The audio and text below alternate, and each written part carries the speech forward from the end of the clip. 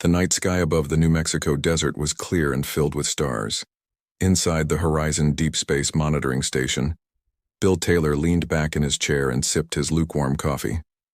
The overnight shift was usually quiet, just how he liked it. A soft beep from his computer broke the silence. Bill set down his mug and leaned forward. The screen showed an unusual reading from one of the long-range scanners pointed beyond Pluto. "That's odd," he mumbled, typing commands to check the data again. The beep repeated. The same strange energy pattern appeared on his screen. Bill called over to his coworker. "Hey Mark, can you check this reading? I'm picking up something weird past Pluto's orbit." Mark rolled his chair over and squinted at the screen. "Probably just a glitch. Run the backup systems." Bill did as suggested, but the backup systems showed the same thing.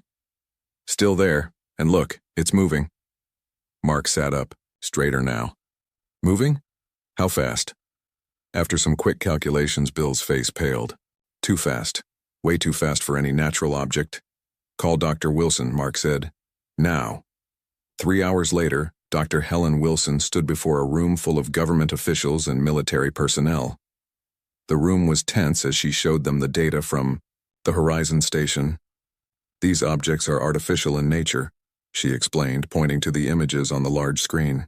"They're moving at speeds our current technology can't match, and they're headed directly toward our solar system." A man in a crisp military uniform stood up. "Hostile intent?" "Unknown, Major Walker," Dr. Wilson replied. "But they're not responding to any of our attempts at communication." Tom Walker, head of Earth's newly formed Unified Defense Force, nodded grimly. "How long until they reach Earth?" "At their current speed?" "About 3 weeks." The room erupted in worried voices. Walker raised his hand for silence. "Dr. Wilson, what's your professional opinion? Are we looking at a first contact situation or something else?" Wilson hesitated. "The formation they're traveling in suggests organization and purpose. I'd say this isn't random exploration." Just then, an aide rushed into the room and handed a tablet to Dr. Wilson. Her face grew serious as she read. "We just received a transmission," she announced. "It appears to be from the approaching fleet." She pressed a button and a harsh mechanical voice filled the room. "Attention, inhabitants of the third planet. Your resources are now property of the Stellar Dominion. Resistance is futile. Prepare for our arrival and your submission." A heavy silence fell over the room. Major Walker was the first to speak. "Well, I guess that answers the hostile intent question." The news spread across the world like wildfire. Panic followed. People flooded stores for supplies. Some fled cities, for the countryside. Others held prayer meetings or end-of-the-world parties. In Washington, President Adams addressed the United Nations via video call. "The threat we face is not to any one nation but to all of humanity," he said, his voice steady despite the fear in his eyes. "This is the moment to put aside our differences and stand together." For once, the world listened. Within 48 hours, the Earth Defense Initiative was formed, bringing together the best military minds and scientists from around the globe. Major Tom Walker stared at the space maps spread across the table in the Pentagon's underground command center. Representatives from Russia, China, the European Union, and a dozen other nations stood with him. "They'll come through here," Walker said, pointing to an area between Mars and Jupiter. "We need to be ready." "Ready how?" asked the Russian general. "Your own scientists say their technology is far beyond ours." "Maybe so," Walker admitted. "But they don't know our solar system like we do, and they've never faced humans before." A Chinese military official shook her head. "Our most powerful weapons can barely reach Mars, let alone stop a fleet beyond it." "Then we don't fight them head-on," Walker replied. "We fight smarter, not harder." At NASA's Jet Propulsion Laboratory, Dr. Anna Miller worked without sleep. Her team had been analyzing the alien transmission for days. "Look at these patterns," she told her colleague, Dr. Pete Brown. "Their communication technology uses a specific radiation frequency to transmit data." "So?" Pete asked. "So that might tell us something about their biology or their technology," Anna explained. "All life evolves to function within its environment. If they use these frequencies, they might be particularly sensitive to them. Pete understood immediately. Or sensitive to frequencies they don't use, like how we developed to handle visible light but not X-rays. Anna nodded excitedly. Exactly. And look at this. When our deep space probes sent out signals on certain bands, we got fluctuations in their ship formations. They reacted? Or their systems did, Anna said. I think we might have found a weakness. On the moon's far side, a small team worked quickly to establish a forward base. Jack Stone, a veteran astronaut, directed the setup of special equipment sent up from Earth. Careful with those panels, he called to his team. If Dr. Miller is right, these might be our best defense. Through his helmet visor, Jack looked up at the stars. Somewhere out there, the alien fleet was coming closer. Earth looked small and fragile from here. His radio crackled. Stone, this is Walker. How's progress? On schedule, sir. The array will be operational in 12 hours. Good. Our satellites are in position near Mars orbit. The plan is coming together. Jack hoped it would be enough. Commander Vex stood on the bridge of the Dominion flagship, watching the primitive solar system grow larger on the main view screen. This conquest would be simple like the dozens before it. Status report, Vex ordered. His second-in-command responded promptly. The third planet continues to broadcast chaotic communications, Commander. They appear disorganized and frightened. As they should be, Vex said with satisfaction. Any signs of unified defense? None worth noting. They've launched some simple satellites, but nothing that poses a threat to our shields. Vex made a sound of contempt. This species hasn't even colonized its neighboring planets. They'll make good labor for the mines. We've detected unusual radiation patterns from their star, the science officer noted. Irrelevant, Vex dismissed. Adjust shields as needed. We'll be past their fourth planet soon enough. Back on Earth, Major Walker watched the holographic display showing the alien fleet's approach. They had passed Neptune's orbit and were heading inward quickly. They're taking the bait, he said to President Adams, who stood beside him. They're not even bothering to destroy our satellites. And Dr. Miller's theory? The president asked. Walker smiled grimly. About to be tested. In the adjacent room, Anna Miller calibrated the final settings on her equipment. Her discovery had been surprising, but made perfect sense in hindsight. The aliens came from a star system with different radiation patterns than our sun. Their technology, and possibly their biology, had evolved accordingly. We're ready, she announced. The network is online. Walker nodded. Begin the operation. Anna pressed the activation key. Across the solar system, hundreds of specially designed satellites powered up. Each began emitting the precise radiation frequencies her team had identified as potentially disruptive to alien systems. It was a solar system-wide trap, with Mars orbit as the trigger point. On the main screen, they watched the alien fleet continue its approach, unaware of what awaited them. The first ships were now crossing into the outer edges of the radiation web. Now we wait, Walker said, quietly. And hope. The fate of humanity hung in the balance as the stars continued their silent watch over the developing battle. The aliens had come to conquer Earth, but they would have to get past Mars first, and humanity had decided that wouldn't happen. The news about the alien fleet spread to every corner of Earth. For the first time in history, all TV channels showed the same thing. People huddled around screens in homes, bars, and town squares. The message was clear. An alien force was coming to take over Earth. In New York, the United Nations building was busier than ever before. Guards checked IDs as world leaders hurried inside. No cameras were allowed in the main meeting room where Major Tom Walker stood before the gathered representatives. We have 3 weeks, Walker said, his voice firm. 3 weeks to prepare for an enemy more advanced than anything we've faced. A woman from Brazil stood up. What chance do we have? Their ships can travel faster than anything we've built, Walker nodded. They're ahead of us in some ways. But we have advantages too. We know our solar system. We know what the sun can do. And we're fighting for our home. The room grew quiet. Then an older man from Japan spoke up. My grandfather told stories of how small forces defeated larger ones through clever thinking. Perhaps this is such a time. Walker smiled for the first time that day. Exactly. We don't need to match their technology. We need to use what we have, in ways they won't expect. By the end of the meeting, the Earth Defense Initiative was more than just an idea. It was a plan with global support. Every nation would play a part. Dr. Anna Miller hadn't slept in 2 days. Her lab at NASA was filled with empty coffee cups and half-eaten sandwiches. She barely noticed when Major Walker walked in.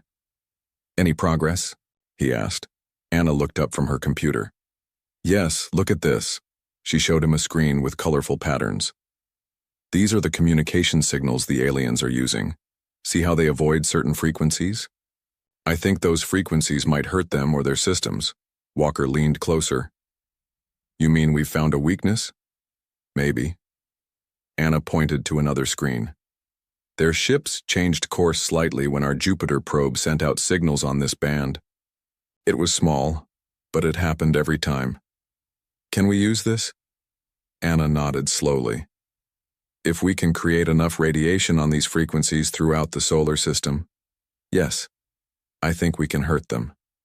Maybe even stop them." Walker put a hand on her shoulder. "This might save us all, Dr. Miller. Get whatever you need. Money is no object." In underground bases around the world, soldiers and scientists worked together. Old enemies now shared information and resources. Russian rocket engineers worked with American computer experts.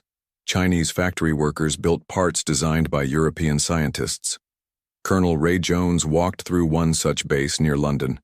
At 60 years old, he had been called back from retirement. Jones was known for thinking differently about battle. "Show me what we've got," he said to the team leader.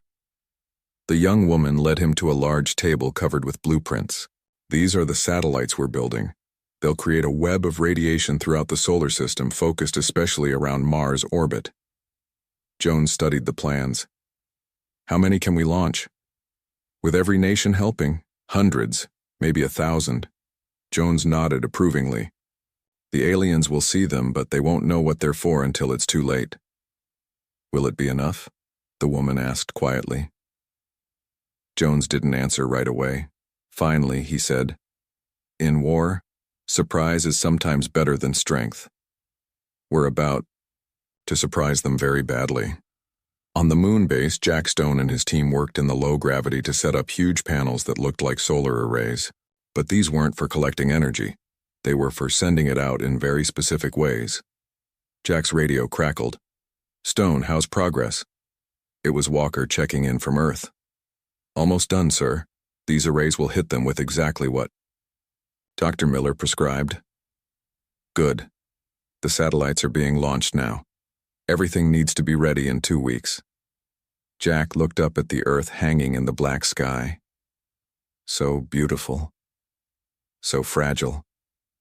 "We won't let you down," he promised, though he wasn't sure if he was talking to Walker or to Earth itself. All around the world, rocket launches lit up the sky day and night. Some carried satellites, others took supplies to the moon base. People watched and hoped. In a small town in Kansas, a family stood in their backyard watching a bright rocket climb into the evening sky. "Is that going to stop the aliens, Dad?" a young boy asked. His father put an arm around him. "That's part of it, son. Everyone's working together now." "Are you scared?" The father looked down at his son. "Yes, but I'm proud too. Humans are pretty amazing when we work together." Commander Vex watched the activity around the blue planet with growing interest. His ship's sensors showed numerous launches leaving the planet's surface.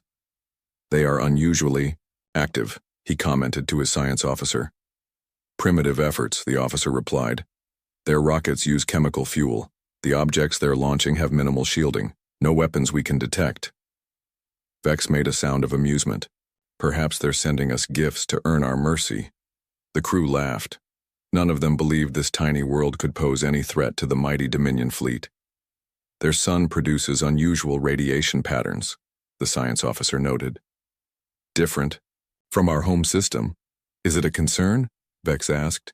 "No, Commander. Our shields are adjusted. Though some of the radiation Interesting. Vex dismissed the comment. Stay alert, but don't be concerned. This world will fall like all the others. Back on Earth, in the main control room of the Earth Defense Initiative, Walker gathered his top team. The wall screen showed the alien fleet passing Jupiter's orbit. 1 week until they reach our trap near Mars, he said. Are we ready? Dr. Miller nodded. The satellites are in position. The moon base is operational. We can create a radiation field that should severely damage their systems. Colonel Jones added, and if it works, we'll follow up with everything we've got. Missiles, lasers, whatever, can reach them. Walker looked around the room at the faces of scientists and soldiers from dozens of countries. For thousands of years, humans fought each other, he said. We've got pretty good at it. Now we'll show these aliens what happens when all that fighting skill works together. A young technician spoke up. Sir, we're getting readings from our outer satellites. The alien fleet has entered the first detection zone. Everyone turned to the main screen. Tiny dots representing the alien ships moved steadily toward the inner solar system. Any reaction? Walker asked. Not yet, sir. They don't seem to notice anything. Walker nodded. Good. Let them come a little closer. Dr. Miller looked nervous. The effect will be stronger when more satellites can reach them. But if they detect what we're doing too soon, they won't, Colonel Jones said confidently. They think we're primitives. That's their mistake. Walker looked at the screen where Earth was a small blue dot. 1 week, he said quietly. 1 week, to save everything. Around the room, humans from every nation and background stood together, united by a common purpose.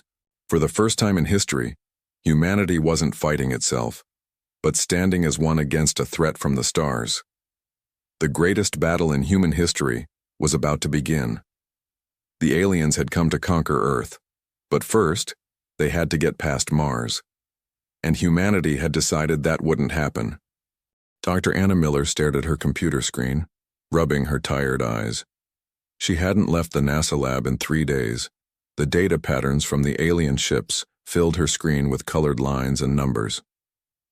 You need sleep, said Pete, placing a fresh cup of coffee beside her. Anna shook her head. No time. Look at this. She pointed to a pattern on her screen. I've been studying their communication signals. The aliens evolved around a different kind of star than our sun. What does that mean for us? Pete asked. It means they're not used to certain kinds of radiation that our sun makes naturally. Anna's eyes lit up despite her tiredness. It's like, imagine if you lived your whole life in a place with no loud noises, then suddenly heard a rock concert. It would hurt, right? Pete nodded slowly. And we can create that noise for them? Yes. Our satellites can boost specific radiation types from the sun, types they've shown sensitivity to. Anna smiled. It won't destroy their ships directly, but it might disable their systems enough to make them vulnerable. Pete looked impressed. You just found their weakness. In the Pentagon War Room, Colonel Ray Jones stood before a group of military leaders from around the world. A large screen behind him showed the solar system and the approaching alien fleet. A direct attack won't work, Jones explained. Their ships would destroy our missiles before they got close, so we fight differently. He pointed to the area between Jupiter and Mars. We've positioned our satellites throughout this region. They look harmless, just simple observation devices. The aliens won't bother destroying them. How will simple satellites stop an invasion fleet? Asked a general from India. Jones smiled. Because they're not simple. They're radiation amplifiers, designed by Dr. Miller's team. Together, they'll create a web of energy that targets the alien's weakness. He pressed a button, and the screen showed a simulation of waves spreading through space. Think of it as a trap. We let them walk right into it, thinking there's no danger.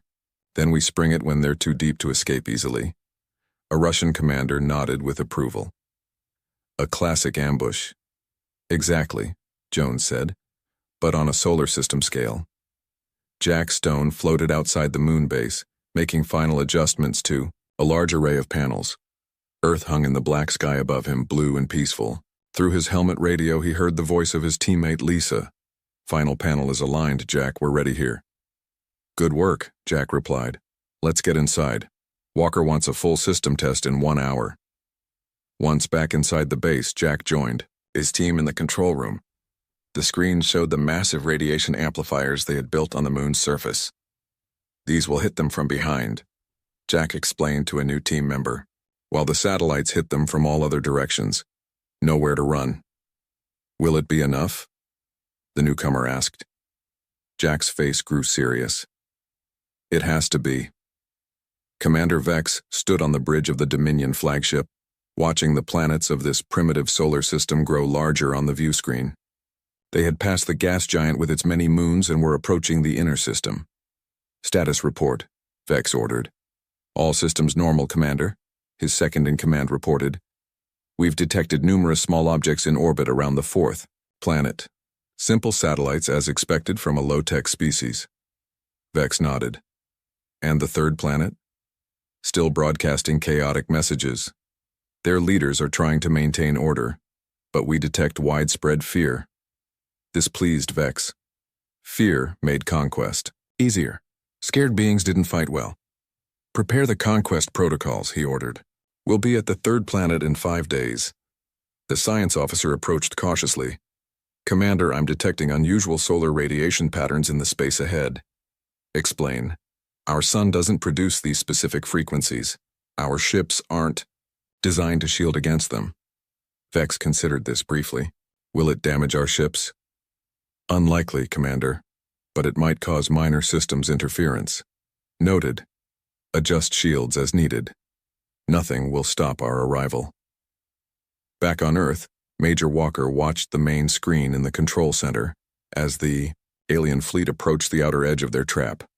Representatives from every major nation stood around him, tense and silent. They're entering the first phase of the radiation field, a technician announced. Walker nodded. Status of all satellites?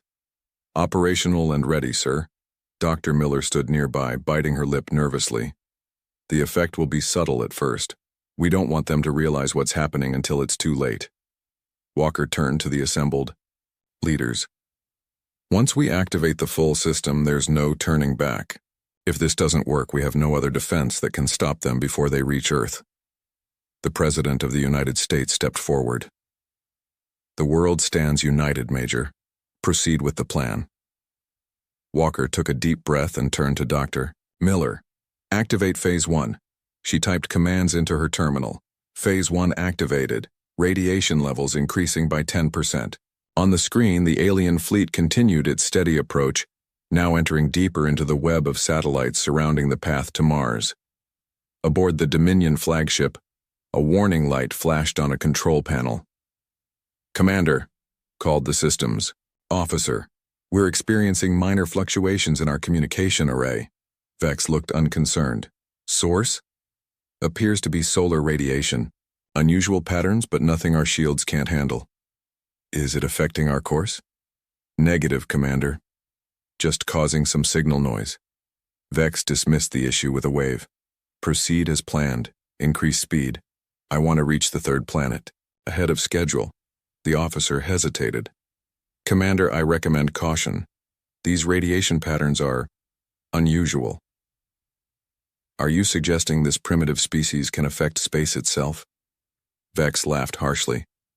They barely leave their own planet. Increase speed as ordered. In the Earth Control Center, a technician looked up excitedly. Sir, they're increasing speed. They're heading deeper into the trap. Walker exchanged glances with Colonel Jones. They think they're safe. Jones nodded with satisfaction. Pride. Before the fall, Dr. Miller studied her readings. The satellites are registering effects on their outer ships. Small power fluctuations, communication disruptions. Nothing major yet. When do we hit them with full power? Walker asked. When they reach this point. Miller pointed to an area just before Mars orbit. That's where the radiation field is strongest, and where the moon base can add its power too. Walker looked at the screen, where tiny dots representing the alien ships moved closer to the invisible trap. How long? At their increased speed? About 12 hours. The president spoke quietly. 12 hours to determine the fate of humanity. Walker nodded grimly. The trap is set. Now we wait. Throughout the world, people looked up at the night sky. They couldn't see the alien ships or the battle about to take place far out in space. But they knew their future hung in the balance. In homes and streets, in churches and temples, humans prayed, hoped, and waited.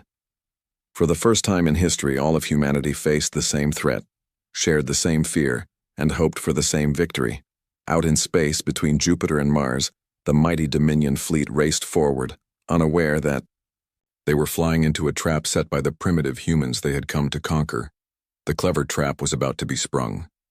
The control room at Earth Defense Initiative headquarters was silent, except for the soft beeping of computers. Major Walker stood with his hands behind his back, watching the main screen. The alien fleet was now deep in the radiation web, approaching Mars orbit. Time to full trap activation? Walker asked. 1 hour, sir, replied a technician. They'll reach the primary target zone at 0700 hours. Dr. Miller worked at her station, checking and rechecking her calculations. The radiation levels are already affecting their outer ships, she reported. We're seeing energy fluctuations, consistent with system interference. Colonel Jones nodded with satisfaction. They still don't realize what's happening. They think it's just normal solar activity. Walker's face remained serious. We get one shot at this. When we activate the full trap, they'll know they're under attack. The president entered the room, followed by leaders from other major nations. They had gathered to witness humanity's stand against the invaders. Are we ready, Major? The president asked. Walker nodded. As ready as we'll ever be, sir. On the screen, the alien fleet continued its steady approach toward Mars, unaware of what awaited them. Commander Vex frowned as another warning light flashed on his control panel. This was the third in the past hour. What now? He demanded. Dao, systems officer, looked concerned. Communications are experiencing increased interference, Commander. Several of our escort ships report navigation issues. Cause? Still appears to be solar radiation, but... The officer hesitated. But what? Vex snapped. The pattern seems too consistent. It's affecting specific systems in predictable ways. Vex's frown deepened. Are you suggesting this is deliberate? I'm not sure, Commander. It seems unlikely the primitives could affect space itself this way. Vex studied the system maps. They were approaching the fourth planet, a small, red world. The radiation seemed strongest in this region. Scan those satellites orbiting the fourth planet again, he ordered. Yes, Commander. Scanning now. Vex walked to the front viewport, watching as Mars grew larger in the distance. Behind it, the blue planet, their target, was just a small dot. Soon it would be another conquest for the Dominion. The science officer's voice interrupted his thoughts. Commander, those satellites, they're not just observation devices. They're emitting energy patterns that match the radiation affecting our ships. Vex spun around. What? Are you saying these primitives are attacking us? Yes, Commander. And there's more. The radiation is specifically targeting frequencies our systems use. This is not random. This is a weapon designed against us. For the first time, Vex felt a flicker of concern. Destroy those satellites now. In the Earth Control Center, alarms began to sound. They're firing on our satellites near Mars, a technician shouted. Walker leaned forward. They figured it out. Activate the trap now, full power. Dr. Miller's fingers flew across her keyboard. Activating all satellites simultaneously. Moonbase, stand by for your part. On the main screen, they watched as several satellites near Mars disappeared, destroyed by alien weapons. Too late, Colonel Jones said with a grim smile. They're already surrounded. Dr. Miller pressed the final command key. Trap activated. Full radiation surge. Now.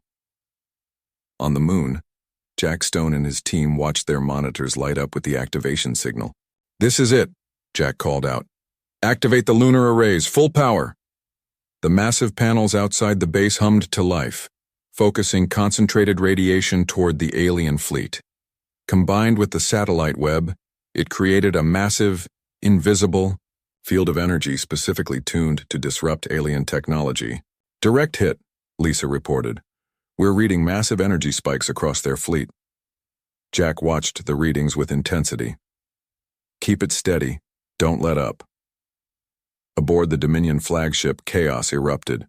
Warning alarms blared from every station as systems began failing across the ship. What's happening? Vex shouted over the noise. Massive radiation surge, the science officer yelled back. It's everywhere, coming from all directions. The view screen flickered and went dark. Emergency lights activated, bathing the bridge in red. Weapon systems failing, reported a tactical officer. Shields down to 60% and dropping. Vex gripped his command chair as the ship shuddered. Evasive maneuvers, get us out of this radiation field. Navigation is compromised, Commander. And... The officer paused, looking at his readings with disbelief. We're also being hit from behind. There's another radiation source coming from their moon. Vex slammed his fist down. Impossible. How could these primitives create such a weapon? Around the flagship, smaller ships began drifting out of formation as their systems failed. Some lost power completely, floating helplessly in space. Commander, our biomechanical interfaces are being affected, the medical officer reported urgently. Crew members connected to ship systems are reporting pain and disorientation. For the first time in his long career of conquest, Commander Vex felt fear. These humans were not the helpless primitives he had expected. They had set a trap, and the Dominion fleet had flown right into it. Back on Earth, the control room erupted in cheers as data streamed in. It's working, Dr. Miller exclaimed. Their ships are losing power and control. The main screen showed the alien fleet in disarray. Ships drifted out of formation, some spinning slowly as their navigation systems failed. They're more vulnerable than we expected, Colonel Jones observed. Their biological systems must be partially integrated with their technology. Walker turned to the weapons officer. Are our long-range missiles ready? Yes, sir. Primed and targeted. Walker looked to the president, who nodded his approval. Launch missiles, Walker ordered. Target their main ships first. Across Earth, missile silos opened. The largest rockets ever built by humans roared to life, climbing into the sky on columns of flame. Their target, the now vulnerable alien fleet near Mars. Commander Vex struggled to maintain control as systems continued to fail around him. Reroute emergency power to shields and propulsion, he ordered. We need to get out of this radiation field. Trying, Commander, but the officer was cut off as a new alarm sounded. Multiple objects approaching from the third planet, announced the tactical officer. High speed, appears to be missiles. Vex's eyes widened. Intercept them. Weapon. Systems are compromised. We can't get a lock. Vex stared at the tactical display in disbelief. The supposedly primitive humans had not only created an effective trap, but were now launching a coordinated attack. All ships, defensive formation, he commanded. But many ships couldn't respond, their communication systems dead or dying in the radiation field. The first missile struck one of the smaller ships, destroying it completely. More followed, targeting the largest vessels in the fleet. Abandon the conquest plan, Vex ordered. All functional ships, retreat beyond the radiation field. We'll regroup and return with a larger force. But even as he gave the order, Vex knew many ships wouldn't make it. The radiation was too strong, the missiles too accurate. The mighty Dominion fleet, which had conquered countless worlds, was being defeated by a species they had severely underestimated. In the Earth Control Center, Walker watched as the alien fleet tried to retreat. Several of their ships are attempting to escape the radiation field, reported a technician. Maintain radiation levels, Walker ordered, and continue missile strikes. Don't let their command ships escape. Dr. Miller studied her readings. The radiation is still building. The combined effect of all satellites in the moon base is creating a cascading reaction. It's becoming self-sustaining. Colonel Jones looked up sharply. Self-sustaining? Is that dangerous for us? Miller shook her head. No. It's contained to the specific frequencies that affect their technology, but it means they can't escape easily. The field will follow them until it naturally dissipates. On the main screen, they watched as more alien ships lost power. Some were hit by missiles, exploding in brilliant flashes against the blackness of space. Others drifted helplessly, all systems dead. The president stepped forward, his face solemn but hopeful. "Is it possible? Are we winning?" Walker nodded slowly. "Yes, sir. I believe we are." Humanity had done the impossible, using ingenuity instead of matching the aliens' advanced technology. They had turned the solar system itself into a weapon. The battle for Earth had begun, and humans were winning. The battle near Mars continued for hours. In the Earth Defense Initiative control room, exhausted staff watched as the alien fleet fell apart piece by piece. "Status report," Major Walker said, his voice hoarse from giving orders. 80% of alien vessels show no power signatures," replied a technician. "Their main ships are badly damaged. No signs of organized resistance." Dr. Miller looked up from her station. "The radiation field is holding steady.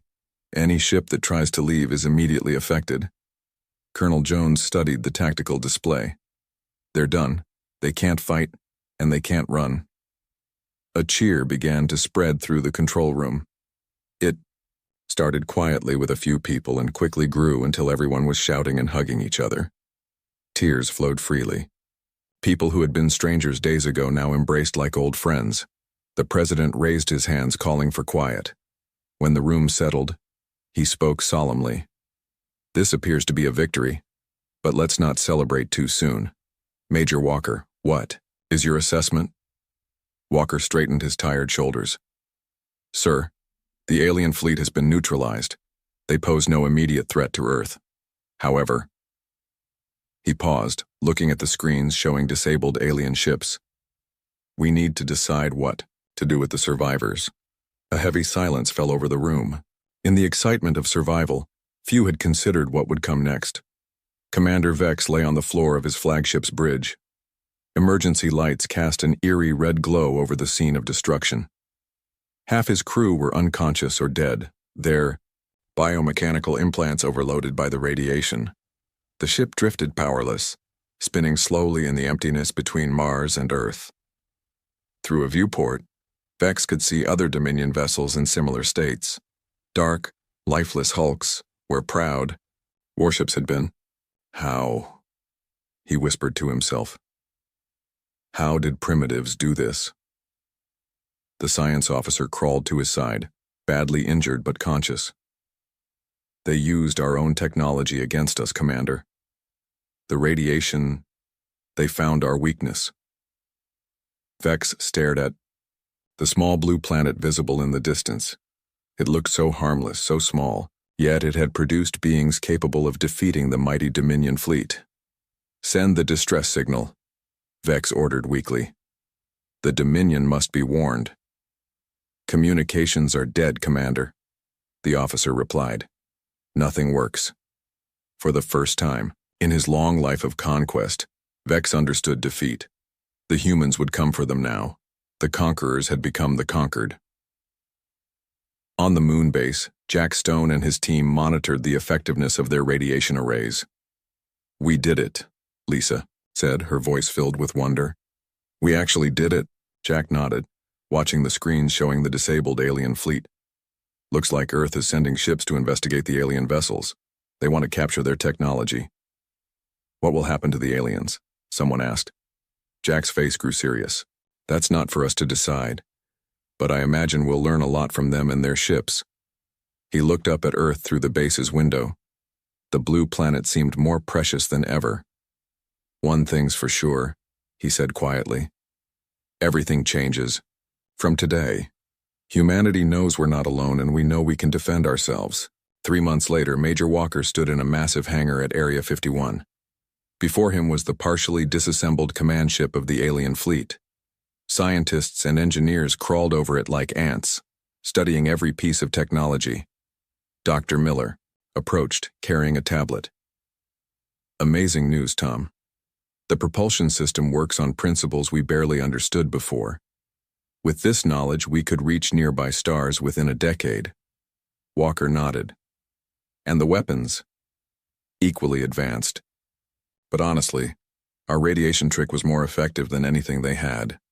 They never expected to be vulnerable.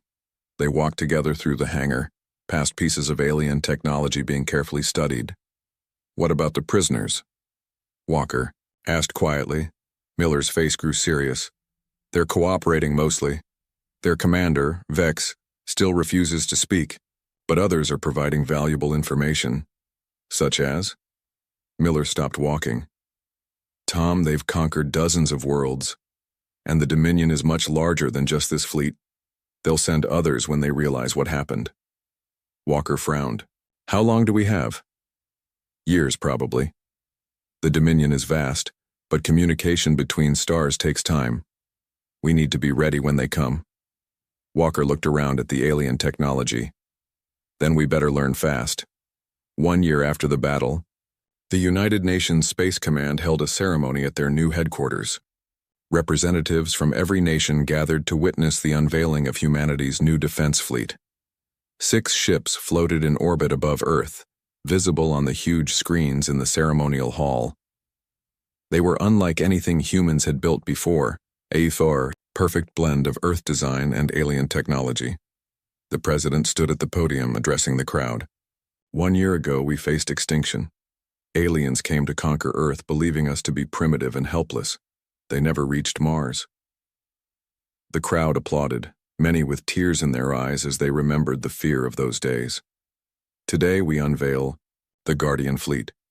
Using technology recovered from the alien ships combined with the ingenious radiation weapons that saved us, these vessels will protect Earth from any future threats.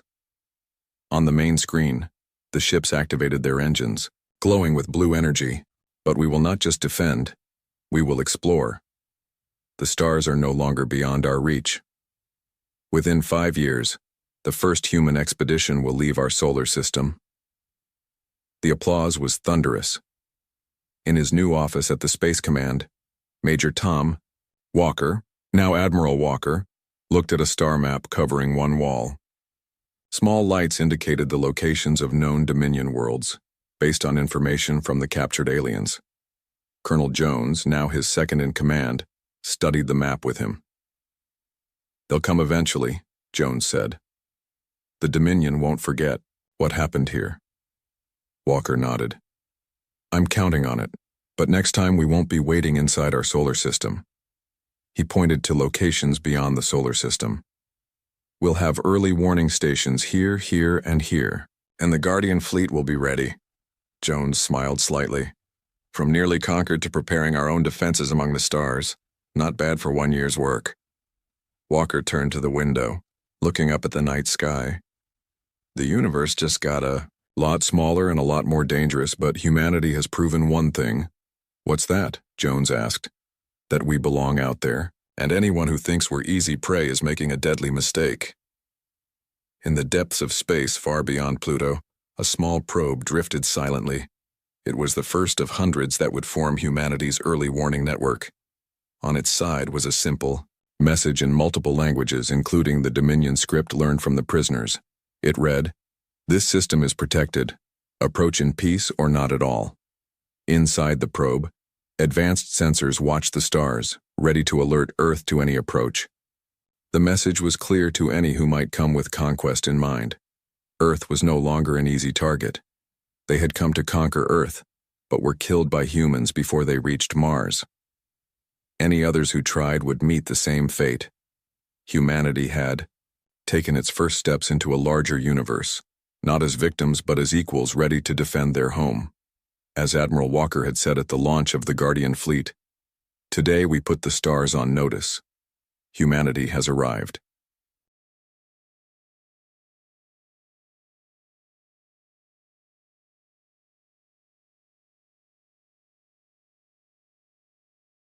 The stars shone brightly against the black canvas of space as the massive Varn ship approached the outer edges of the Sol system. On the command deck, Commander Dex stood with his hands clasped behind his back, watching the blue-green planet. On the main screen, Earth looked peaceful from this distance, unaware of the eyes now fixed upon it. Preliminary scans complete, Commander, said Officer Pell, her fingers moving quickly across the control panel. The planet has abundant water, breathable atmosphere, and diverse life forms. It appears ideal for our needs. Dex nodded slowly. He had led 7 successful planetary acquisitions for the Varn Collective, but something about this mission felt different. The Varn High Command had identified Earth as their next target after their long-range scanners detected radio signals suggesting intelligent life. But the signals appeared primitive compared to Varn technology. What about their defense capabilities? Dex asked, his voice deep and measured. Limited, sir, replied Pell. They have basic space travel, satellites, and some nuclear weapons, nothing that could threaten our fleet. Their technology seems to be at least 200 cycles behind ours. Dex smiled. This would be an easy conquest, another jewel in the crown of the ever-expanding Varn Collective. They needed new worlds to support their growing population, and Earth seemed perfect. Begin the standard observation protocol, he ordered. Send scout ships to monitor their major population centers, but maintain stealth mode. We will observe for 20 cycles before making our presence known. Yes, Commander, Pell responded, relaying the orders to the fleet. On Earth, life continued as normal. In a small radio astronomy station nestled in the mountains of Wyoming, Jack Miller worked the night shift alone. At 45, Jack had spent most of his career listening to the stars, hoping to detect signs of intelligent life. Most of his colleagues thought his dedication was foolish, but Jack never lost hope. The computer beeped, drawing Jack's attention. He adjusted his glasses and leaned forward, studying the unusual pattern appearing on his screen. What the hell? He muttered, tapping commands to enhance the signal.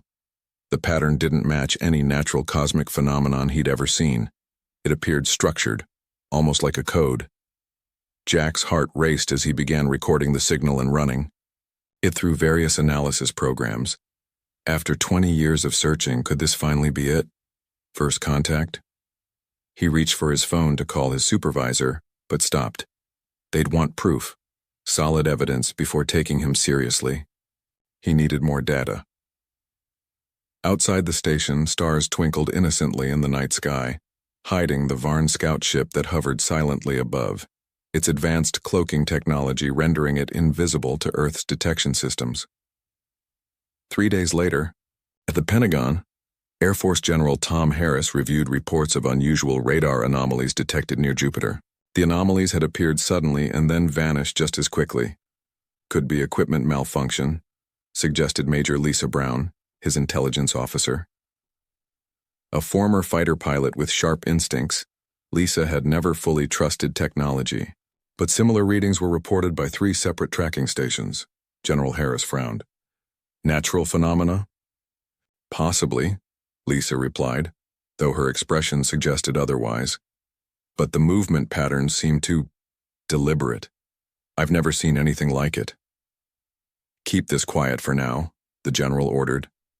I don't want to cause panic over what might be a technical glitch, but double our satellite surveillance of that sector. Lisa nodded, but as she left the general's office, an uneasy feeling settled in her stomach. Something was out there, watching them. She could feel it. Back on the Varn command ship, Dex reviewed the first reports from the scout vessels. The data confused him. These readings can't be right, he said, pointing to the screen. Their military bases show energy signatures far more advanced than their general technology level would suggest. Officer Mick, the chief science officer, scratched his gray chin thoughtfully. It is unusual.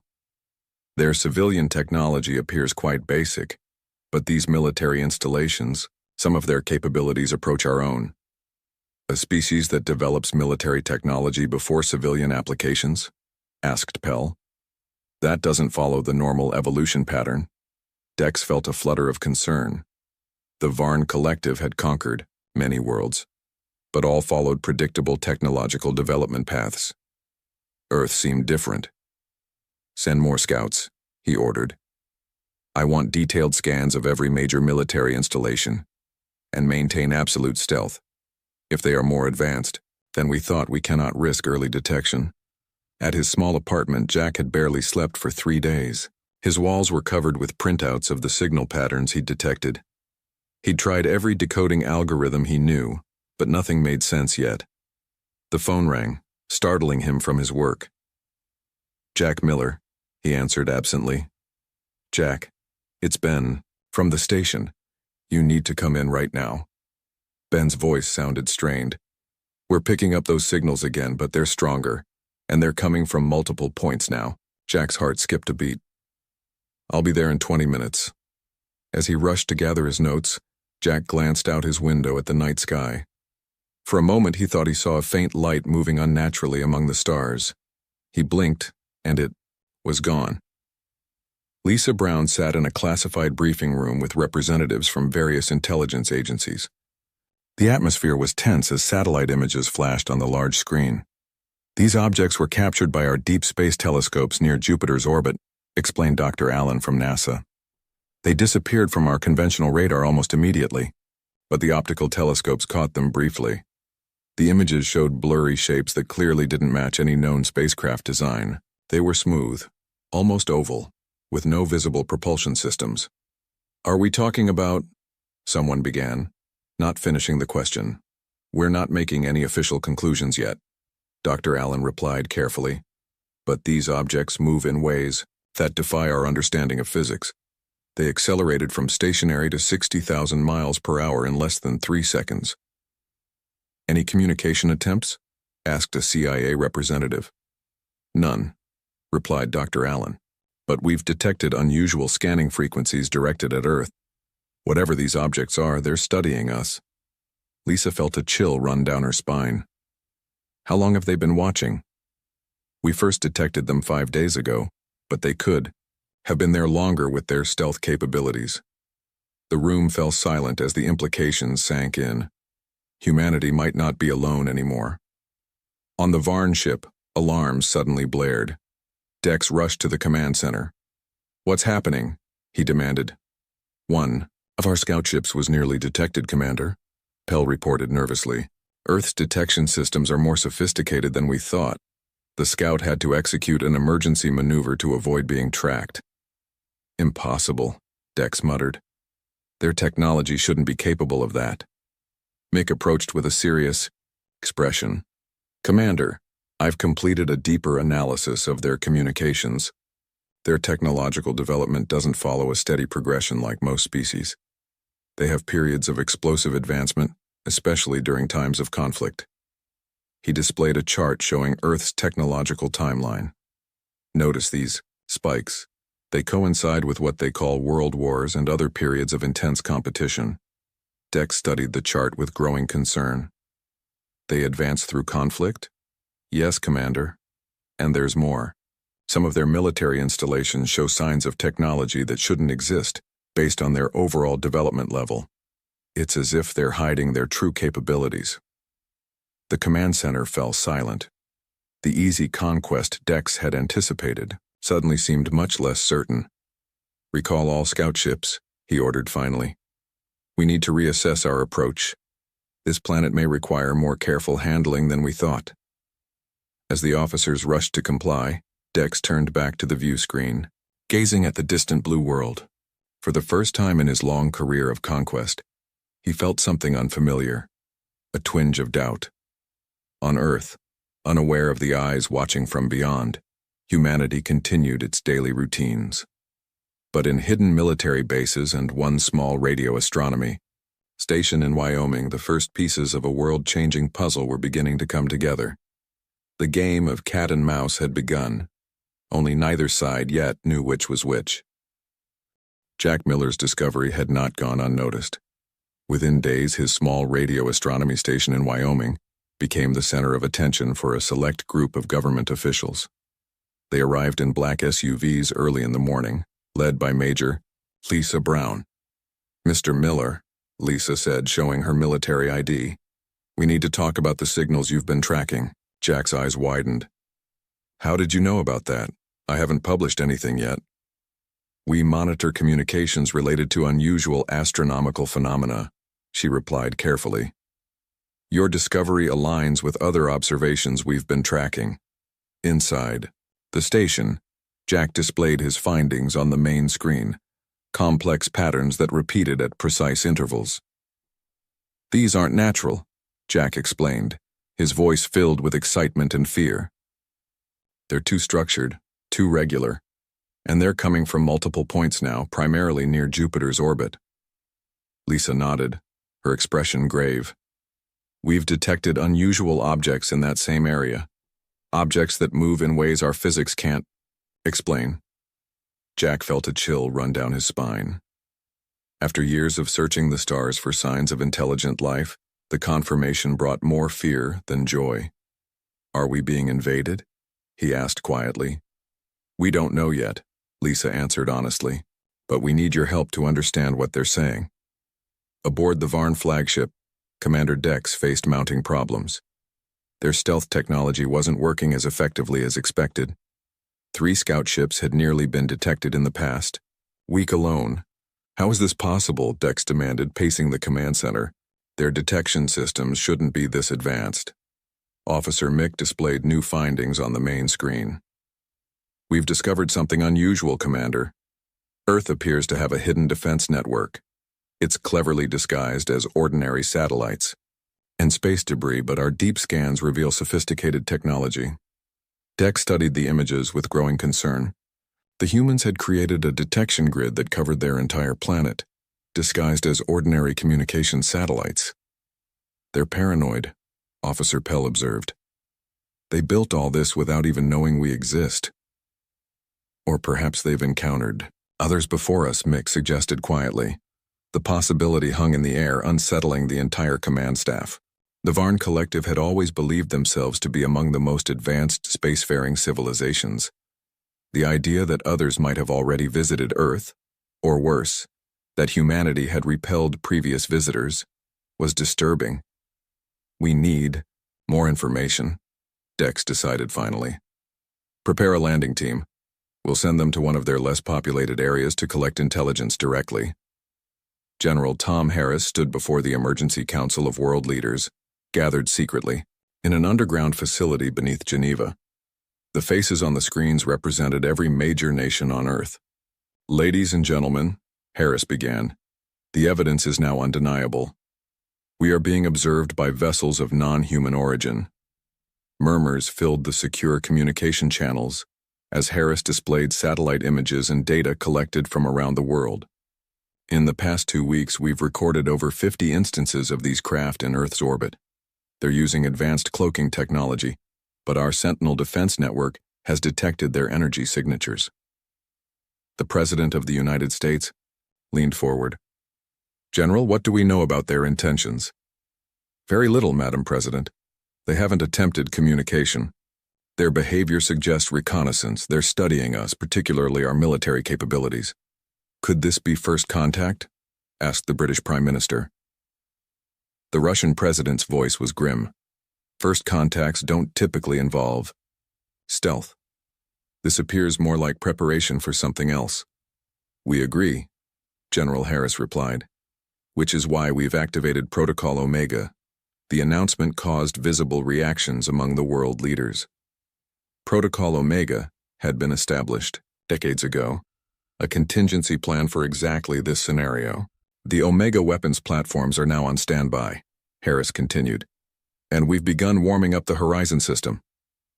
The Chinese premier's eyes widened. Horizon wasn't scheduled to be operational for another 3 years. "We accelerated the timeline," Harris explained. "The system is at 70% capacity now. If these visitors have hostile intentions, they'll find Earth far from defenseless." Near the small town of Baker, Nevada, the night sky briefly shimmered as a Varn scout ship descended silently into the desert. 2 figures emerged wearing adaptive suits that helped them blend into the landscape. "Remember, observation only," said Tark, the mission leader. "We gather information and leave without detection." His companion Lear activated a scanning device. "The nearest human settlement is 5 miles east. Small population, minimal security." They moved through the desert night with practiced efficiency, their enhanced vision allowing them to see clearly in the darkness. As they approached the town, they slowed, observing the simple structures and primitive vehicles. They're ground. Transportation still uses combustion engines, Lear noted with disdain. Primitive, just as our reports indicated. Tark wasn't so certain. The contrast between Earth's apparent technological level and their surprisingly advanced detection systems troubled him. A sudden noise made them freeze. Headlights appeared on the desert road coming their way. "Hide," Tark hissed, activating his suit's camouflage mode. The vehicle, a military truck, stopped nearby. Two humans emerged, carrying strange devices that emitted a soft hum. "Signal's strongest here," one said, adjusting his equipment, just like the others. "Third one this week," the other replied. "Command thinks they're landing parties gathering intel." Tark and Lear exchanged alarmed glances. The humans knew they were coming? How was that possible? The soldiers swept the area with their devices, moving steadily closer to the hidden Varn. "We need to retreat," Tark whispered. "Now." As they began to back away, Lear stepped on a dry branch. The snap seemed deafening in the quiet desert night. One soldier raised his hand. "You hear that?" Both humans raised weapons, switching on powerful lights that cut through the darkness. "Military command, this is Outpost 7. One spoke into a communication device. "We have movement at the landing site, requesting immediate backup." Tark signaled to Lear, and both Varn began running toward their hidden ship. Behind them they heard shouts and the sound of vehicles starting up. "They saw us!" Lear gasped as they sprinted across the desert. "Impossible," Tark replied.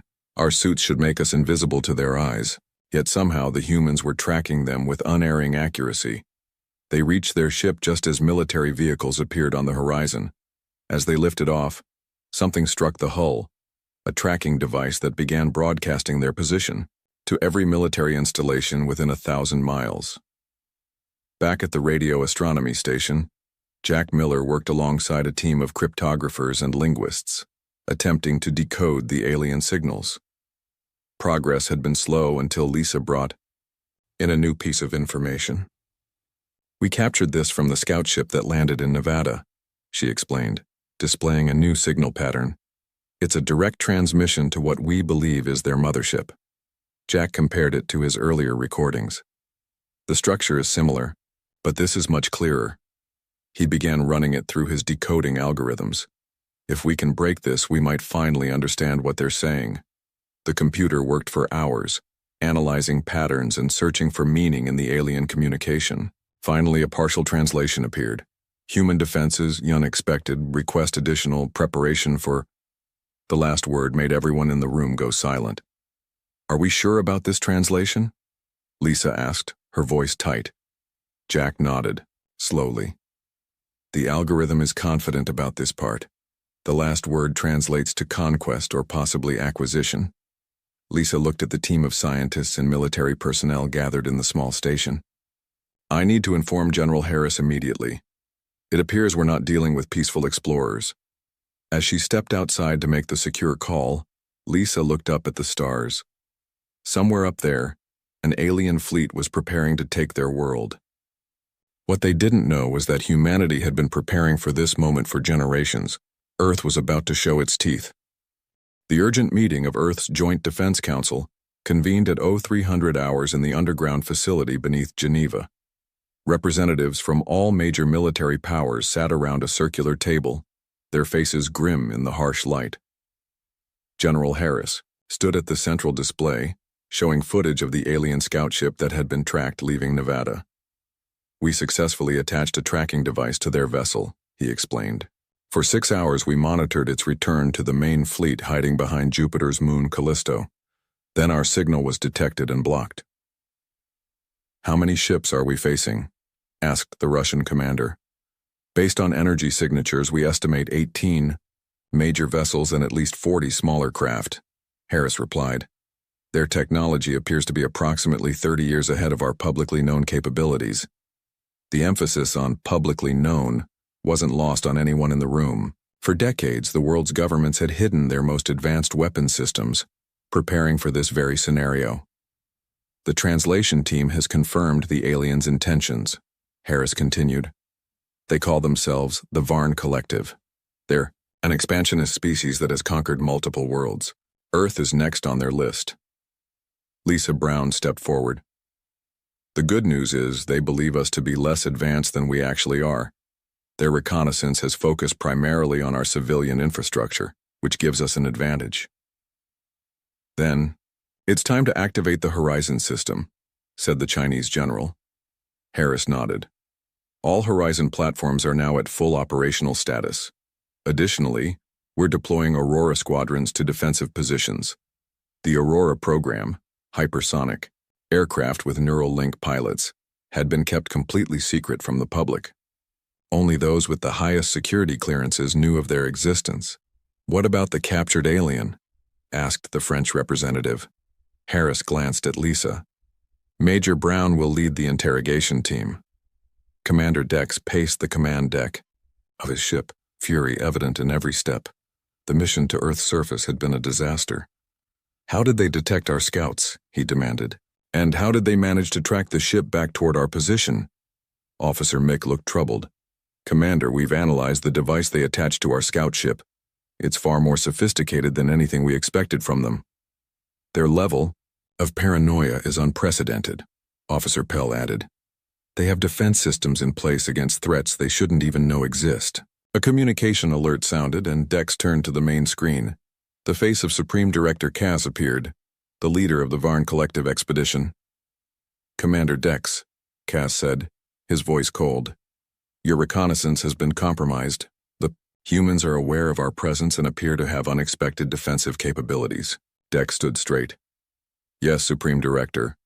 We've encountered some complications. The Collective does not tolerate complications, Commander. Cass's eyes narrowed. Our resource needs grow urgent. We cannot wait any longer. You will proceed with the first phase of acquisition immediately. But Supreme Director, we haven't completed our assessment of their— That is an order, Commander, Cass interrupted. Target their largest military installation. Show them our power, break their will to resist quickly. The communication ended abruptly, leaving Dex staring at the blank screen. He turned to his officers. Prepare the attack fleet, he ordered. Reluctantly. Target their military base in the region they call Nevada. It appears to be a testing ground for their weapon systems. In a secure facility at Area 51, Lisa Brown stood before a transparent containment cell. Inside sat a humanoid figure with grayish-blue skin and large almond-shaped eyes. The captured Varn scout Tark watched her warily. We know why you're here, Lisa said clearly. We've decoded enough of your communications to understand your intentions. The alien showed no reaction, though the universal translator they'd developed seemed to be working. Your leaders call it acquisition, Lisa continued. We call it invasion. Either way, it won't succeed. Tark finally spoke, his words translated by the system. Your species is primitive. You have no conception of the Varn Collective's power. Lisa smiled slightly. Are you certain about that? Your stealth technology failed. Your scout ship was tracked. You were captured. Does that suggest we're as primitive as you believed? A flicker of uncertainty crossed Tark's face. Suddenly, alarms blared throughout the facility. A security officer burst into the room. Major Brown, we're detecting multiple objects entering Earth's atmosphere at high speed. They're heading straight for us. The Varn attack ships descended through Earth's atmosphere, their weapons charged. Commander Dex watched from the command ship, still troubled by the hasty decision to attack. Target locked, reported Officer Pell. The human military installation is directly below us. Fire warning shots first, Dex ordered. Let them see our power. Perhaps they will surrender without unnecessary destruction. The lead ships fired energy weapons that struck the desert around Area 51, creating massive explosions that shook the ground. Dex expected panic, disorganization, perhaps immediate surrender signals. What happened instead shocked him to his core. From concealed underground hangars, aircraft of unknown design launched into the sky. They moved with impossible speed and agility, their hulls gleaming with a material that partially deflected the Varn scanning systems. What are those? Dex demanded. They weren't in any of our reconnaissance reports. Before anyone could answer, the Earth aircraft opened fire. Their weapons, some form of directed energy technology the Varn had never encountered, sliced through the shields of the attack ships with frightening ease. "Impossible," shouted Officer Mick. "Their weapons technology shouldn't be this advanced." 3 Varn ships exploded almost simultaneously. The others began evasive maneuvers, but the Earth aircraft pursued them with unerring precision. Then, from orbit, new energy signatures appeared. Hidden satellites suddenly revealed themselves, dropping their camouflage to expose weapon systems that immediately locked onto the Varn fleet. "Full retreat," Dex ordered, stunned by the unexpected resistance. "Return to the main fleet immediately." As the surviving attack ships fled back to space, Dex stared at the tactical display in disbelief. The humans had not only anticipated their attack but had prepared defenses specifically designed to counter Varn technology. This was no primitive species awaiting conquest. This was something the Varn had never encountered before, a world that had somehow prepared for an enemy they had never met. In the aftermath of the brief battle, Lisa returned to the containment cell. Tark sat perfectly still, but she could sense his shock. "Still think we're primitive?" she asked quietly. "How?" Tark's voice held genuine confusion. "How did you know to prepare such specific defenses against technology you've never encountered?" Lisa studied him for a moment before answering. "Because you're not the first to set your sights on Earth," she replied. "You're just the first we decided to warn instead of destroy completely." Tark's eyes widened as the implications became clear. Humanity wasn't just defending itself, it was sending a message to the entire Varn collective. The game had changed entirely. The aftermath of the failed Varn attack left Earth's leaders with a critical decision. In the Joint Defense Council room, heated debate filled the air. "We should launch a full counteroffensive while they're disorganized," argued the Russian general. "Show them our full strength immediately." General Harris shook his head. "That would be premature. We've bloodied their nose, yes, but we haven't seen their full capabilities either." The Chinese representative leaned forward. "What about the blackout protocol? It's time to show them exactly what they're dealing with." A tense silence filled the room. The blackout protocol was Earth's ultimate deterrent, a system so powerful it had never been tested at full capacity. "Madam President?" Harris turned to the American leader on the main screen. She nodded slowly. "Activate blackout. Send the message." In the desert facility, Jack Miller worked frantically with a team of communication specialists. After the battle, he'd been transferred to Area 51 to assist with the next phase of Earth's defense plan. "The transmission package is ready," he told Lisa, who stood watching the large screens displaying Earth's orbital defense network. "Are we sure about this? Once they see what we can do, they need to see it," Lisa replied firmly. "It's the only way to end this without full-scale war." Jack nodded and turned to his console. "Broadcasting now." Around Earth, hidden installations suddenly activated. Massive energy signatures appeared where nothing seemed to exist before, as hundreds of stealth platforms revealed themselves simultaneously. Aboard the Varn flagship, Commander Dex faced the wrath of Supreme Director Cass. "Your attack was a complete failure," Cass shouted, his image looming large on the command screen. "3 ships destroyed and the rest retreating like cowards." "Supreme Director, the humans have technology that wasn't in any of our scans," Dex explained urgently. "Their weapons penetrated our shields as if they were designed specifically to counter our systems." "Impossible." Cass dismissed the idea with a wave of his hand. "They are a primitive—" The communication suddenly cut off as alarms blared throughout the ship. "Commander!" Officer Pell's voice was tight with fear. "We're detecting massive energy buildups all around Earth's orbit. Hundreds of platforms. They were cloaked somehow." "Show me," Dex ordered. The main screen displayed a terrifying sight. Where moments before there had been empty space, now hundreds of weapons platforms orbited Earth. Each one radiated energy readings that matched or exceeded the Varn's own weapon systems. "How did we miss this?" Dex whispered, stunned by the revelation. "Commander, we're receiving a transmission from Earth," Officer Mick reported. It's being broadcast on all frequencies, including our secure channels. How do they know our secure frequencies? Dex demanded, but ordered, put it on screen. The image of General Harris appeared. Behind him stood representatives from Earth's major powers. Attention Varn collective vessels, Harris began, his voice calm but firm. Your attack on our planet has been repelled. This was merely a demonstration of a fraction of our defensive capabilities. The screen split to show footage that made the Varn command staff gasp. It showed Earth's history of warfare, from ancient battles to modern conflicts. The brutal efficiency with which humans killed each other was shocking, even to the battle-hardened Varn. Humanity has spent its entire history fighting. Harris continued. We've fought each other for thousands of years, perfecting the art of war, and for the past 70 years, we've been preparing for you. For us specifically? Dex asked, though he knew the human couldn't hear his question. As if in answer, the screen changed again to show wreckage, alien wreckage that clearly wasn't Varn in design. You're not the first to visit Earth with conquest in mind, Harris explained. But unlike our previous visitors, we're giving you a warning instead of immediately destroying your fleet. Dex felt a chill run through him. The humans had faced other invaders and prevailed.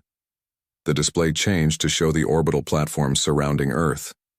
Each one powered up simultaneously, directing beams of energy that converged at a point just beyond the moon. The combined energy formed a sphere that suddenly expanded outward in a controlled wave. As the wave passed through space, it completely disabled 3 unmanned Varn scout ships that had been positioned to observe Earth. The ships didn't explode. They simply went dark, every system simultaneously failing. This is our blackout system, Harris explained. A targeted electromagnetic pulse designed specifically to disable Varn technology. We've just demonstrated it at 5% capacity. Officer Mick looked up from his analysis console, his face pale. Commander, at full power, that system could disable our entire fleet instantaneously. We have advanced beyond what you believed possible, Harris continued, and we've incorporated technology from those who came before you. We've spent decades preparing for this moment. The screen split again to show Earth's military forces, advanced aircraft, weapon systems, and soldiers, all mobilizing around the world. We do not want war. Harris's voice became solemn. But make no mistake, if you force this conflict, we will fight. Humanity has never been united before. You have given us that gift. Every nation, every person on Earth now stands as one against external threats. The final images showed Earth's hidden defense system in its entirety. Weapons platforms, spacecraft hangars opening in remote locations, missile silos emerging from beneath innocent-looking terrain. You have 24 hours to withdraw from our solar system, Harris concluded. After that, we will consider your presence an act of war and respond accordingly. The transmission ended, leaving the Varn Command Center in stunned silence. Did it work? Jack asked, watching the screens that monitored the Varn fleet's position. Lisa checked the data from Earth's long-range sensors. Their ships are holding position. At least they didn't immediately attack. General Harris joined them, his face showing the strain of the past days. Now we wait. Either they leave or we find out if our preparations were enough. Will they really just leave? Jack wondered aloud.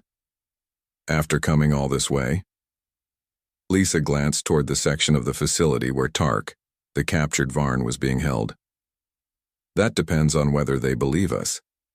In his private quarters, Commander Dex reviewed the human transmission for the 5th time. Their warning had been precise, methodical, and terrifying in its implications. A species that had evolved through constant warfare, that had apparently defeated previous alien encounters, and that had somehow anticipated Varn technology specifically. His door chimed, and Officer Mick entered carrying a data tablet.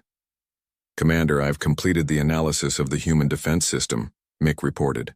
It's remarkable. Their blackout technology appears to generate a targeted dampening field that affects only specific energy signatures. Ours, Dex said quietly. Yes. It's as if they've been studying our technology for decades, but that's impossible. Dex wasn't so sure anymore. Unless, sir, unless they've encountered other species with similar technology, species that never returned to the collective. The implication hung heavy in the air. The Varn had always assumed that exploration vessels that failed to return had met with natural disasters or technical failures. But what if some had found Earth? Dex made his decision. Prepare a communication to Supreme Director Cass. Include all data from the human transmission. I'm recommending an immediate withdrawal from this system. The Supreme Director won't be pleased, Mick warned. Better displeased than destroyed, Dex replied grimly. These humans are not what we thought they were. They're something far more dangerous, a species that has evolved through conflict and emerged stronger. As Mick left to prepare the communication, Dex looked once more at the final image from the human transmission. A unified Earth prepared for war, its hidden teeth finally bared to the stars. Supreme Director Cass's face filled the main screen of the Varn Command Center, his expression one of cold fury. The assembled officers stood rigidly at attention as their leader absorbed the information about Earth's warning and impressive display of power. This is unacceptable, Cass finally said, his voice dangerously quiet. The Varn Collective has never retreated. We have conquered 17 worlds. We will not be threatened by primitives who have barely left their own atmosphere. Commander, Dex stepped forward, choosing his words carefully. Supreme Director, with all due respect, these humans are far from primitive. Their technology suggests they've been preparing for this specific encounter for decades. Impossible, Cass dismissed. They couldn't have known of our existence. The evidence suggests they've encountered other spacefaring species before us, Dex countered. Species that may have had similar technology to ours. They've studied these encounters and prepared accordingly. Cass's eyes narrowed. You sound afraid, Commander. Not afraid, Supreme Director. Practical. Our mission was to find resources with minimal resistance. This world will extract a cost far greater than the value of its acquisition. The command center fell silent as Cass considered this. Finally, he spoke. You have 12 hours to subdue their primary defense systems. If you fail, you will be replaced. The full invasion fleet is already en route. The screen went dark, leaving Dex and his officers staring at each other. Prepare all vessels for combat, Dex ordered, his voice heavy. Target their orbital platforms first. If we can disable their blackout system, we might stand a chance. As his officers rushed to comply, Dex knew he was leading them into a battle they might not survive. But orders were orders, and the Varn Collective had never known defeat. In the underground command center beneath the Nevada desert, Earth's military leaders monitored the Varn fleet's movements with growing tension. They're repositioning, General Harris noted, watching the tactical display. Formation suggests they're preparing for an attack. Lisa Brown stood beside Jack Miller, both of them analyzing data from the long-range sensors.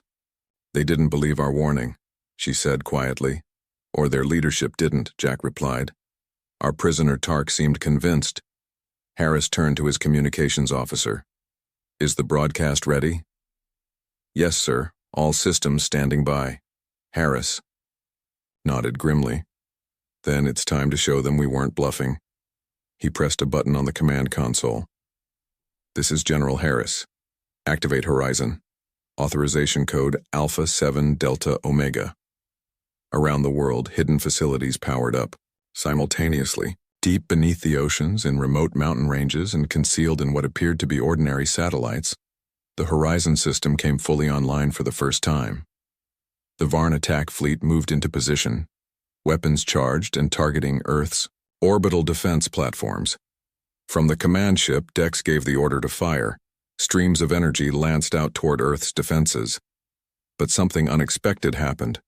The beams curved away before reaching their targets, deflected by an invisible shield that suddenly enveloped the entire planet. What's happening? Dex demanded. Officer Mick stared at his instruments in disbelief. They've activated some kind of planetary shield. It's unlike anything in our records. Before Dex could respond, all screens on the command deck suddenly displayed the same image. General Harris, standing calmly in Earth's command center. "Commander Dex," Harris addressed him directly, shocking the Varn officers. "We know your name, your rank, and the composition of your fleet. We know you've been ordered to attack despite our warning. We regret that your leadership has made this choice." The image changed to show a massive, previously hidden installation on Earth's moon, a structure that hummed with power as it directed energy toward the Varn fleet. "This is Horizon," Harris's voice continued. "The system we developed after studying technology from the last 3 species who attempted to invade Earth." Dex felt a chill run through him. 3 previous invasions? "We didn't want to activate it," Harris said. "But you've left us no choice." The lunar installation fired, not a destructive beam, but a wave of energy that washed over the Varn fleet. Instantly, every system on every ship froze. Weapons, engines, life support. All remained functional but completely unresponsive to commands. On the command deck, Dex watched in horror as his control interfaces went dark, then reactivated with unfamiliar symbols. The humans had somehow taken control of their entire system. "We could destroy your fleet," Harris explained. "But that's not our way. Instead, we're giving you a choice. Your ships are now under our control. We will allow you to leave our solar system with your lives and a message for your leaders." The image changed to show Tark, the captured Varn scout, standing beside Lisa Brown. "Your scout has learned much about humanity during his brief stay," Harris continued. "He will be returned to you to share what he has learned. Perhaps it will help the Varn Collective make better choices in the future." Tark sat across from Lisa in the transport shuttle heading toward the Varn command ship. After weeks in captivity, he had developed a reluctant respect for humans. "Your species is strange," he said finally. "You have the power to destroy us, yet you choose restraint." Lisa smiled slightly. "Destruction is easy. Coexistence is harder, but ultimately more beneficial. We learned that lesson through centuries of fighting each other." "The Collective won't stop," Tark warned. "They'll return with a larger force." "Perhaps," Lisa acknowledged. "But they'll return knowing what awaits them. And perhaps your testimony will convince them to find another path." Tark looked out at the stars. "In all our conquests, we've never encountered a species like yours. You're dangerous not because you're violent, but because you've learned from your violence." "That's humanity's great strength," Lisa replied. "We learn, we adapt, we grow." 2 days later, Commander Dex stood before the Varn High Council, Tark at his side. The council chamber was silent as they finished their report on Earth. "You mean to tell us," the head counselor said incredulously, "that these humans not only repelled our attack but temporarily took control of our ships, then simply let you go?" "Yes, Counselor," Dex confirmed. "They returned our scout and restored control of our vessels on the condition that we leave their system and deliver their message." "Which is?" "Earth is not for conquest," Tark spoke up. "They wish to be left in peace, but they are prepared for war if necessary. They suggest diplomatic contact instead, should the Collective wish to establish relations." The counselors murmured among themselves. Finally, the head counselor spoke. "In all our history, the Collective has never retreated from a target world." He paused, then added, "But neither have we encountered a species capable of such resistance and such restraint." The decision was made unanimously. Earth would be added to the Varn Collective's registry, not as a conquest, but as a sovereign world to be approached with caution and respect. On Earth, life gradually returned to normal, though nothing would ever be quite the same. Humanity had faced its first public contact with alien life and emerged not just intact, but stronger. In the Nevada facility, now being transformed into an interstellar diplomatic center, Jack stood beside Lisa, watching the stars through the reinforced glass ceiling. "Do you think they'll come back?" he asked. Lisa nodded. "They'll be back. But next time I think they'll knock on the front door instead of trying to break in through the window." Jack smiled. "We should probably put up a welcome sign then. Or at least a doorbell." Lisa agreed, looking up at the vast expanse of space with new eyes. Humanity had earned its place among the stars, not through conquest but through the wisdom earned from centuries of conflict and the strength to choose peace when possible. Earth's warning had been heard across the stars, and the message was clear. This small blue planet was home to a species that was not to be underestimated.